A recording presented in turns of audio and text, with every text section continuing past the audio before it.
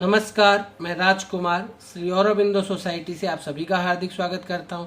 हम शिक्षा में शून्य निवेश नवाचार कार्यक्रम ZIIEI द्वारा संकलित एक रोचक नवाचार के बारे में विस्तार से जानेंगे।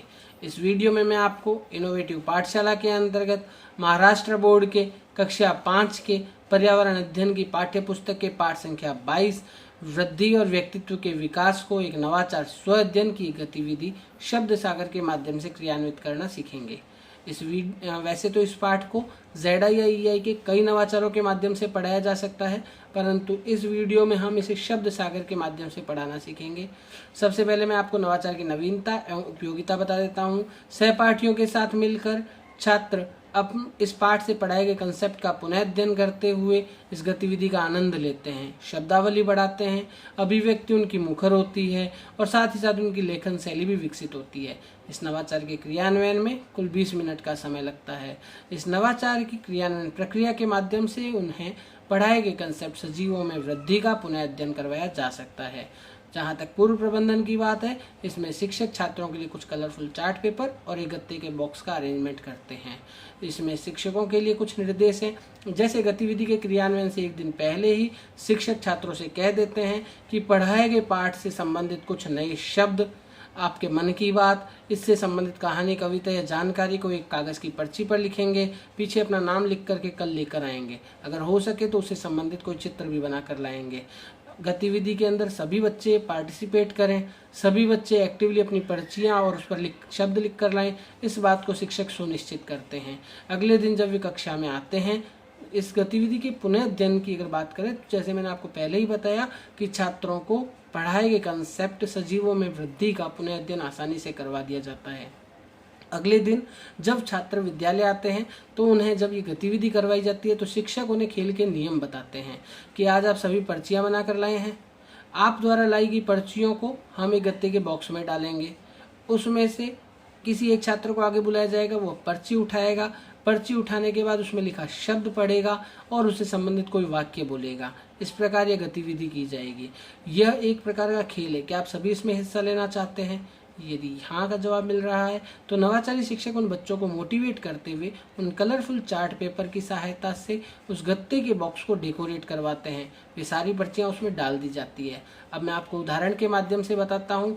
जैसे बुलाया जाता है किसी एक स्टूडेंट को, वह आगे आता है और उसमें से एक पर्ची निकालता है, पर्ची के शब्द को पढ़ता है। जैसे पर्ची में शब्द लिखा हुआ है ऊंचाई, तो वो सबसे पहले जोर से बोलेगा ऊंचाई और उसके बाद उसका वाक्य बना करके बोलेगा सामान्यतः 18 वर्ष की आयु तक हमारी ऊंचाई बढ़ती है। इसी प्रकार आगे लास्ट स्टूडेंट तक यह गतिविधि जारी रहती है। इस गतिविधि के क्रियान्वयन से कई सीखने के प्रतिफल प्राप्त होते हैं, जैसे कि बच्चे वस्तुओं, सामग्री, गतिविधियों के माध्यम से उनके गुणों, आकार, स्वाद, रंग, स्वरूप इत्यादि के रूप में उन घटनाओं को, उन चीज़ों को अलग अलग पृथक करते हैं, उनके समूह बनाते हैं। वे सुनी हुई या पढ़ी हुई जो भी उनकी रचनाएं हैं, उसकी विषय वस्तु, उसकी घटनाओं, चित्रों आदि का अवलोकन करते हैं, उस पर बातचीत करते हैं, अपनी अभिव्यक्ति देते हैं, स्वतंत्र टिप्पणी करते हैं, निष्कर्ष निकालते हैं या फिर जरूरत पड़ती है तो प्रश्न भी पूछते हैं। अपने आसपास घटने वाली घटनाओं की बारीकियों से जानकारी अर्ज करते हैं। उसके बाद वे उस पर अपनी प्रतिक्रिया व्यक्त करते हैं। वे भाषा की बारीकियों को समझते हुए, ध्यान में रखते हुए अपनी भाषा गढ़ते हैं। इस नवाचार के क्रियान्वयन के दौरान कई बातों को ध्यान में रखा गया है, जैसे प्रस्तुत पाठ को निर्धारित माह में पढ़ाया जाना चाहिए। साथ ही साथ शब्दों के साथ उसमें संबंधित चित्रों को बनाने के लिए भी छात्रों को मोटिवेट किया जाता है, ताकि जो बच्चे शब्द नहीं पढ़ पा रहे हैं वे चित्र देखकर अपनी अभिव्यक्ति कर सकते हैं। इसी प्रकार शिक्षक भी समय समय पर छात्रों, अभिव्यक्ति देने वाले छात्र से प्रश्न पूछते हैं, जिससे सभी छात्रों की इस गतिविधि के अंदर सहभागिता बनी रहती है। कक्षा के सभी छात्रों को समान अवसर मिलना चाहिए। छात्रों के शब्द उच्चारण और वाक्य निर्माण के लिए शिक्षक इस मौके का प्रयोग कर सकते हैं।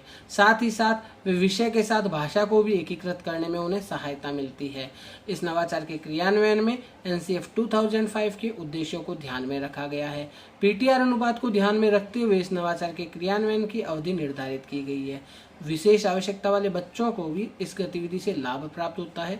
छात्रों में जीवन कौशल जैसे कि प्रभावी संप्रेषण, पारस्परिक संबंध, गहन सोच, सकारात्मक सोच, सृजनात्मक सोच, आत्म जागरूकता, इन सब का विकास होता है और उनमें निहित मूल्य जैसे कि दृढ़ता इत्यादि का विकास होता है। हम आशा करते हैं आपको ये गतिविधि अच्छी लगी होगी। आप भी इसे अपने विद्यालय में इस नवाचार के माध्यम से क्रियान्वित करेंगे। हम इस प्रकार के दिलचस्प नवाचार आप तक लाते रहेंगे।